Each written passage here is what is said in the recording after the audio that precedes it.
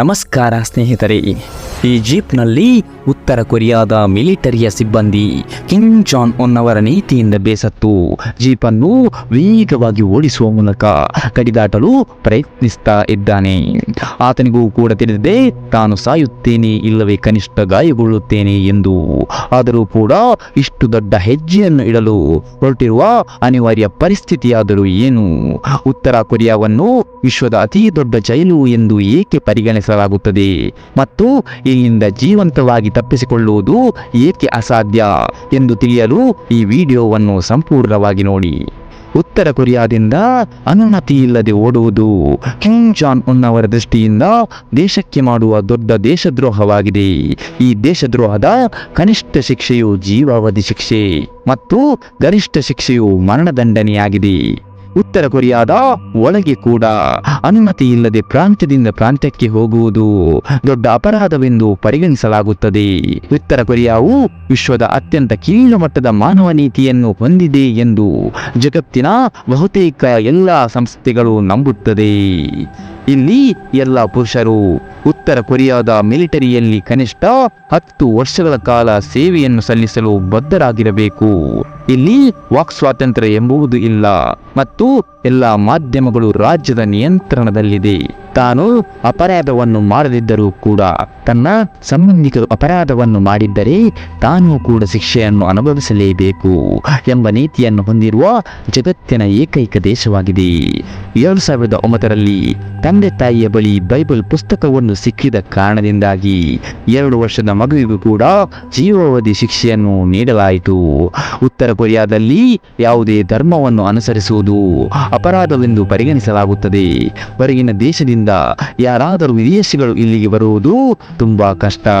ಇಲ್ಲಿಗೆ ಬರಲು ಅನುಮತಿ ಸಿಕ್ಕರೂ ಕೂಡ ಅವನ ಇಡೀ ಪ್ರವಾಸದ ಸಮಯದಲ್ಲಿ ಆತನನ್ನು ನೆರಳಿನಂತೆ ಮೇಲ್ವಿಚಾರಣೆ ನಡೆಸಲಾಗುತ್ತದೆ ಮತ್ತು ಸರ್ಕಾರ ಏನನ್ನು ತಿಳಿಸಲು ಬಯಸುತ್ತದೋ ಅಂತಹ ಪ್ರದೇಶಗಳಿಗೆ ಮಾತ್ರ ಭೇಟಿ ನೀಡಲು ಅವಕಾಶವನ್ನು ಕೊಡಲಾಗುತ್ತದೆ.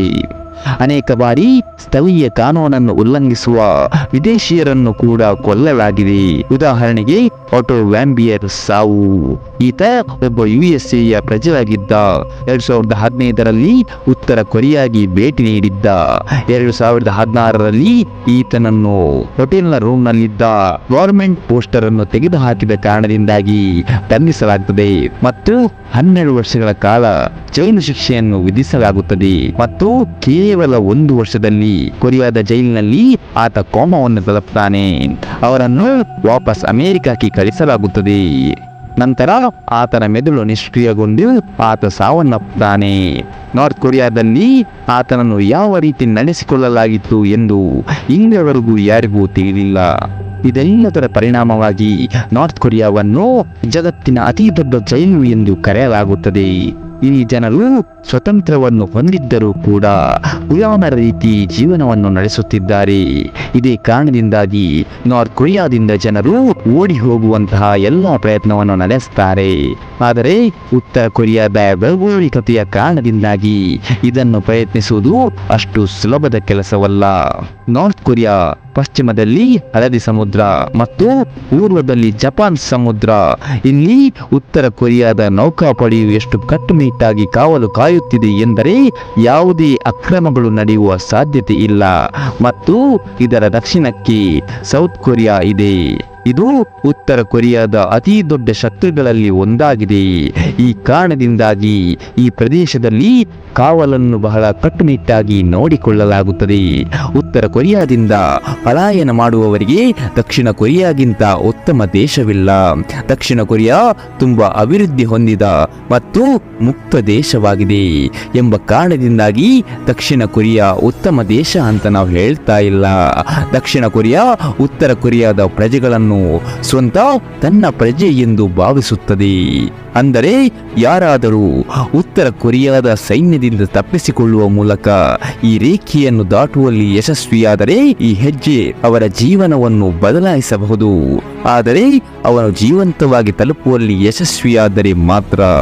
ಏಕೆಂದರೆ ಉತ್ತರ ಕೊರಿಯಾದ ಈ ಗಡಿಯಲ್ಲಿ ಎಷ್ಟು ಸೈನ್ಯವಿದೆ ಎಂದರೆ ಇಲ್ಲಿಂದ ಮನುಷ್ಯ ಬಿಡಿ ಒಂದು ಹಕ್ಕಿ ಕೂಡ ಗಡಿಯನ್ನು ದಾಟುವುದಕ್ಕಿಂತ ಮುಂಚೆ ಬಗ್ಗೆ 100 ಬಾರಿ ಯೋಚಿಸುತ್ತದೆ.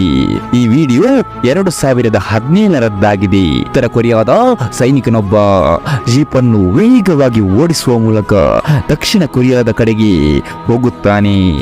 ಯಾವಾಗ ಈ ವಿಷಯ ಗಡಿಕಾವಲುಗಾರರಿಗೆ ತಿಳಿಯುತ್ತೋ ಆವಾಗ ಆತನನ್ನು ಬೆನ್ನಟ್ಟಲಾಗುತ್ತದೆ ಮತ್ತು ಅವನ ಮೇಲೆ ಗುಂಡನ್ನು ಹಾರಿಸಲಾಗುತ್ತದೆ. ಆತ ತನ್ನ ಜೀಪ್ ಅನ್ನು ಬಿಟ್ಟು ಗಡಿಯ ಕಡೆಗೆ ಓಡಲು ಶುರು ಮಾಡ್ತಾನೆ. ಆದರೆ ನಾರ್ತ್ ಕೊರಿಯನ್ ಸೈನಿಕರು ಆತನ ಮೇಲೆ ಹಲವು ಬಾರಿ ಫೈರಿಂಗ್ ಅನ್ನ ಮಾಡ್ತಾರೆ. ಅದೃಷ್ಟವಶಾತ್ ದೇವರ ದಿಸೆಯಿಂದ ಆತ ದಕ್ಷಿಣ ಕೊರಿಯಾದ ಒಳಗೆ ಪ್ರವೇಶವನ್ನು ಮಾಡ್ತಾನೆ. ಆದರೆ ಅನೇಕ ಗುಂಡುಗಳು ಆತನ ದೇಹವನ್ನು ಪ್ರವೇಶಿಸಿರುತ್ತದೆ. ಆನಂತರ ದಕ್ಷಿಣ ಕೊರಿಯಾದ ಸೈನಿಕರು ಆತನನ್ನು ಕರೆದುಕೊಂಡು ಹೋಗುತ್ತಾರೆ. ಸ್ನೇಹಿತರೆ, ಉತ್ತರ ಕೊರಿಯಾದ ಕೆಲವು ಕಾನೂನುಗಳು ಬಹಳ ವಿಚಿತ್ರವಾಗಿದೆ. ಇಲ್ಲಿ ಸ್ವತಂತ್ರವಾಗಿ ಬದುಕಲು ಯಾವ ರೀತಿಯೂ ಕೂಡ ನೀತಿ ನಿಯಮಗಳಿಲ್ಲ. ಎಲ್ಲ ಅಧ್ಯಕ್ಷನ ಕೈಯಲ್ಲಿದೆ.